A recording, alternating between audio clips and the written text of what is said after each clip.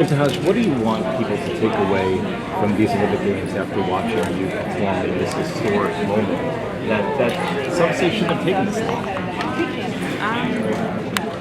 I'm hoping that just my presence on Team USA changes the misconceptions that people have about the Muslim community. A lot of people have this one idea of who Muslims are, what a Muslim what a Muslim woman even looks like. And I think that, who I am just challenges and breaks all those stereotypes and those misconceptions just by simply standing in place and being a member of Team USA. Are you making a statement or just following your own This is who I am, being American, being African American, being Muslim, being a woman. These are all things that I can't change, and I wouldn't change for anything. I love the way that I've grown up, every single obstacle that I've come across in my life. I feel have been a blessing. They've made me stronger, and being in this moment, I'm just very appreciative and thankful that I get to not just do this for myself, because it's been a lot of hard work, but hopefully in turn do this for other people around the world. Can you talk about? Oh, I'm sorry. Go ahead. Say there's quite a rainbow coalition up there, including the purple hair. I mean, for fencing, they think that really sends a good message about what a diverse sport is, and anyone can do it. The purple hair, or I'm involved in the sport of fencing because it allowed me to be who I am. I wanted to participate in a sport where I could adhere to the tenets of my faith, but also, people didn't look at me for being, a minority or being a woman. It was simply for your skill set, because once we have on our uniform, you can't see who's behind the mask. So that's what I've always appreciated about the sport, and I'm hoping that fencing will become even more diverse in the coming years. Can you talk about the challenges that you face that are specific to your situation in getting to this point? The challenges that I faced, starting when? Starting at a young age, when you first got into fencing, all the way to the road to Rio. I remember when very early on in my sport, I remember being told that I didn't belong because I was African American, or there were things that I couldn't do because I was Muslim. And I know that not everybody has the same strength and can easily be deterred by comments, or adversities that they may face when they're younger. So I'm hoping that in the obstacles that I faced, and just being very vocal and verbal about these obstacles and why I feel that they're wrong, that I can inspire the younger generation to kind of continue in face of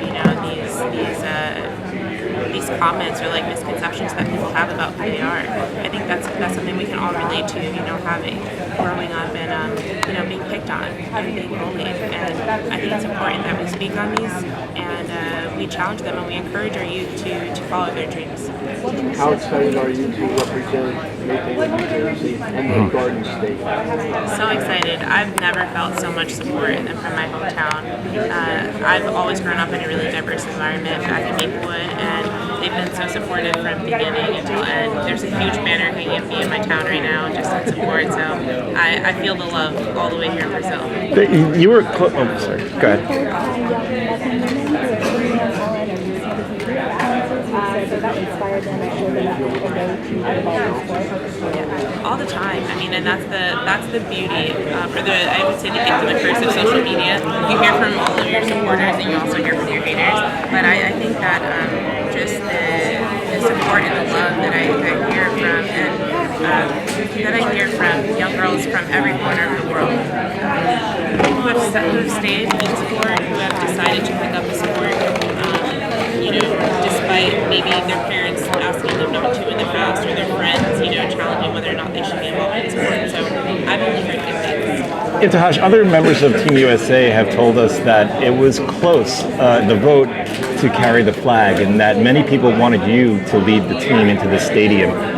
It didn't work out that way. How do you feel about that? I feel that Michael Phelps is a wonderful choice to be the flag bearer at this games, and honestly, it was an honor to even be in the conversation amongst so many phenomenal athletes, and to have my name in the mix, I think, is very telling of our team and who we are, and to have my name again just be in the conversation with people like Serena or Michael Phelps. I feel it's an honor, and I'm very proud to walk behind Michael at opening ceremonies in a few days. You guys have a great chance in the team saber competition. What does it mean for you to be able to go out there with the other two women and have a chance here to get a medal?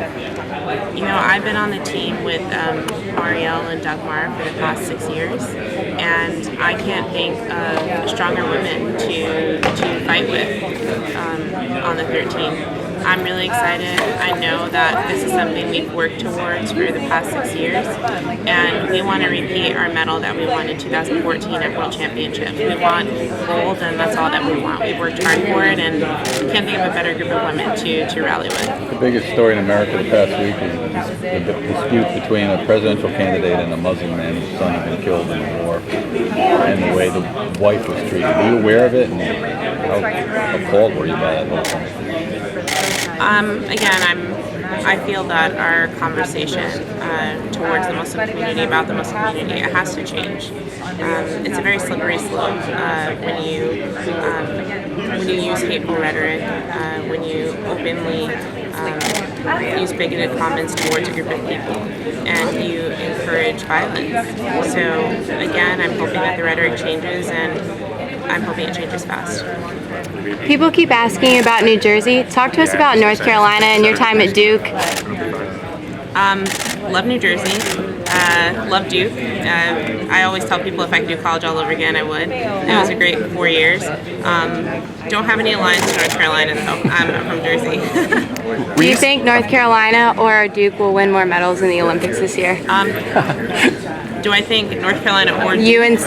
Oh, did you say UNC? Oh, I Versus can't even Duke. talk about UNC. I'm sorry. Have you been surprised by how much media attention you've gotten? I mean, the ESPN thing, the Ellen thing, the platforms that you've been given to tell your story leading up to this. No one told me that after I qualified it would be a media storm. I blame Marielle. I feel like she should have told me. But again, I feel like this whole experience, this whole journey has been a blessing. So. It seems like you've embraced it to kind of get the message out. I mean, you have to. You have to use your moment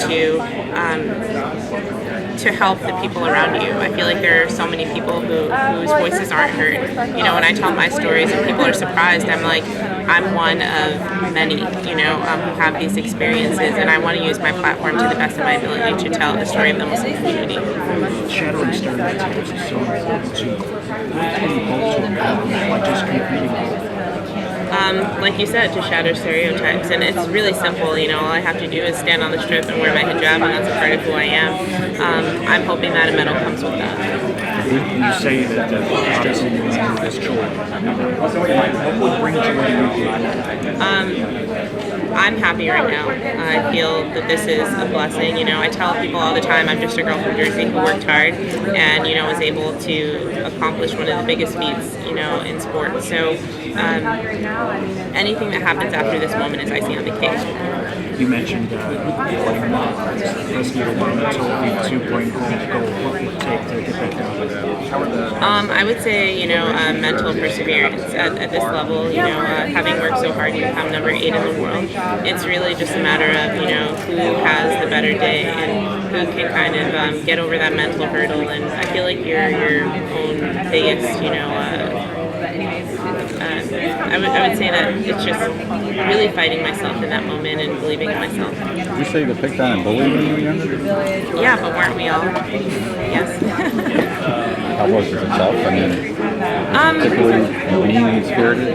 I've always been a strong person, and I feel like that started really early. My parents always told us to believe in ourselves, and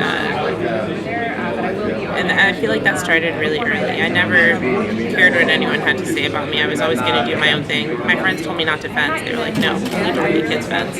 But I won a scholarship, and I was like, well, I'm doing it. So it's just a matter of, I don't know.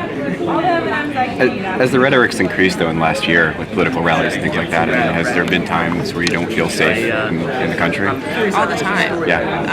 I had someone follow me home from practice and try to report me to the police, and this is right on 28th and 7th in the city, New York City. So again, I'm very vocal about these things, especially on social media, because I want people to know that I'm not an anomaly. I'm not special in any way. I'm a woman who wears hijab, and these are my experiences, and I want people to know that as hard as they've been on me, I don't think that they come even close to some of the things that we've seen, like the shooting in North Carolina, or the rhetoric around the Khan family at the DNC. It's ridiculous, and we as a country have to change. We have to change, and I feel like this is our moment. Well, I live in Chelsea, so I'll find that person. Okay. I'm holding you to All that.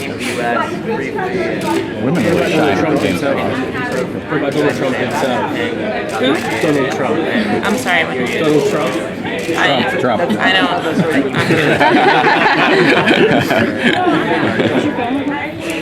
Everybody arrives today, and I'm so excited to see everyone. Yeah.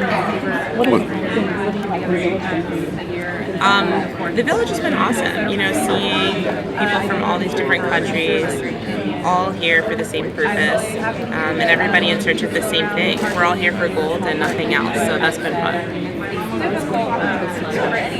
My clothing line. Oh, it's so much fun. It's hard because I'm here for my other hat as professional athlete, but at the same time I'm always like ducking away on my computer trying to run the business. So.